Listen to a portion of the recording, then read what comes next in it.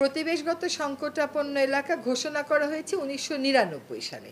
প্রতিবেশগত সংকটাপন্ন একটা এলাকা তখনই হয় যখন তার অবস্থাটা আসলে সত্যিকার অর্থেই সংকটাপন্ন থাকে। তারপরে কতগুলো সিদ্ধান্তের কথা আমরা আপনাদেরকে একটু বলে দিই, যেটা আপনাদের জানা দরকার, যাতে করে আপনারা ফ্যাক্টগুলো ঠিকভাবে বলতে পারেন। এক হচ্ছে, এটা পরিবেশ সংরক্ষণ আইনের অধীনে প্রতিবেশগত সংকটাপন্ন এলাকা। আবার বন্যপ্রাণী সংরক্ষণ ও নিরাপত্তা আইন যেটা আছে 2012, সেটার অধীনে সেন্ট মার্টিনের 1743 বর্গ কিলোমিটার এলাকাকে মেরিন প্রোটেক্টেড এরিয়া হিসেবে ঘোষণা করা হয়েছে। কিন্তু আমরা জানি যে এই দ্বীপটা আসলে প্রতিবেশগতভাবে দিনকে দিনই অবস্থা নাজুক হচ্ছে। এই জন্য এই তারিখগুলো আপনারা একটু খেয়াল করে লিখবেন। হ্যাঁ, 9 সেপ্টেম্বর 2018 তারিখে 9 সেপ্টেম্বর 2018 তারিখে একটি আন্তঃমন্ত্রণালয় সভা হয়। সেই সভাতে সিদ্ধান্ত হয় যে 1 মার্চ 2019 থেকে সেন্ট মার্টিন দ্বীপে শুধু দিনের বেলা পর্যটন চালু থাকবে, রাতে বেলা পর্যটকেরা ওখানে থাকতে পারবেন না। এই সিদ্ধান্তটা কত সালের হয় বলেন?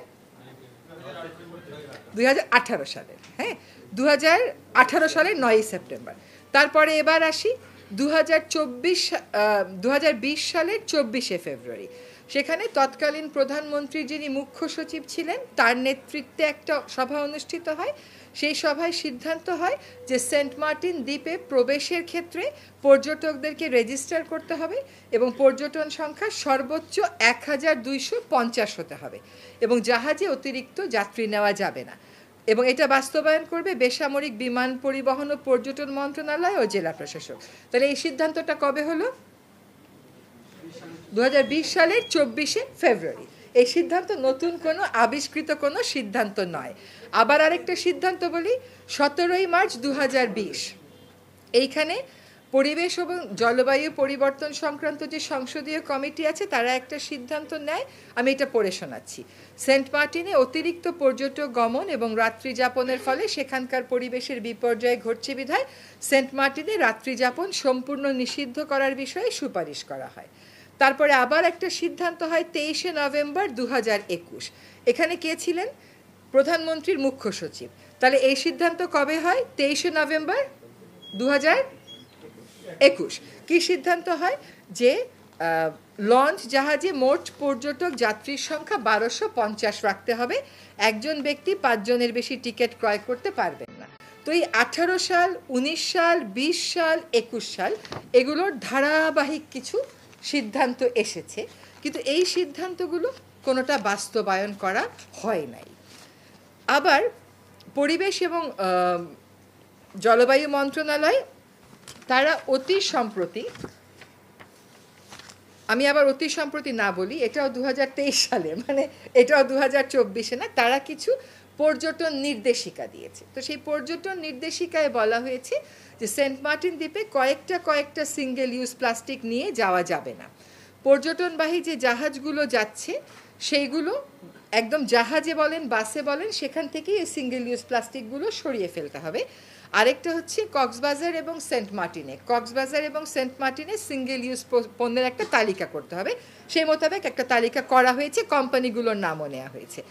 এখানে বলা হয়েছে যে সামুদ্রিক যে কাছিমটা, যে বিরল প্রজাতির কাছিমটা ডিম পাড়ে, অনেক কুকুর হয়ে যাওয়ার কারণে ওরা খেয়ে ফেলে ডিমগুলোকে, ফলে প্রজননটা ব্যাহত হয়। রাতে ওইটা করা যাবে না। সেজন্য আজকে কিন্তু আপনারা চলে যাওয়ার পরে আমরা সকল স্টেক হোল্ডারদেরকে, একদম যারা ওখানে হোটেল মোটেলের মালিক, তারপরে ট্যুরিস্টের জন্য সরকারি যারা প্রতিষ্ঠান আছেন তারা, যারা সিঙ্গেল ইউজ প্লাস্টিকের কোম্পানি আছেন, সকলের সাথে, এবং কুকুরের এই যে বিস্ফোরণটা, এটা নিয়ন্ত্রণে যারা কাজ করেন, কুকুরের সুরক্ষা নিয়ে কাজ করেন, সেরকম সংস্থাকেও আমরা ডেকেছি, তাদের সাথে আমরা কথা বলবো। এই নির্দেশিকায় আরও বলা আছে, নির্দেশিকাতে কিন্তু আইনগতভাবে বাধ্যবাধকতামূলক। এখানে বলা আছে যে রাতে অতিরিক্ত আলো জ্বালিয়ে রাখা যাবে না, অনেক উচ্চ স্বরে আওয়াজ করা যাবে না, প্রবালের উপরে হাঁটা যাবে না, ছেড়া দ্বীপের কোথায় জাহাজ কতটুকু দূরে তাকে থাকতে হবে, বা সেন্ট মার্টিনের ল্যান্ডিংয়ের সময় কতটা দূরত্ব মেনটেন করতে হবে, সেটাও বলে দেওয়া আছে।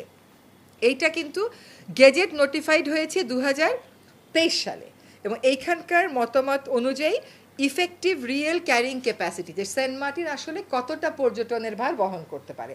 2023 সালের এই গেজেট নোটিফিকেশনে বলা আছে 882 জন। তাহলে আমরা 1250 জন পেলাম, 882 জন পেলাম, রাতে থাকা যাবে না পেলাম, রেজিস্ট্রেশন পেলাম, কিন্তু এগুলোর একটাও আসলে আমাদের বাস্তবায়িত হয়নি।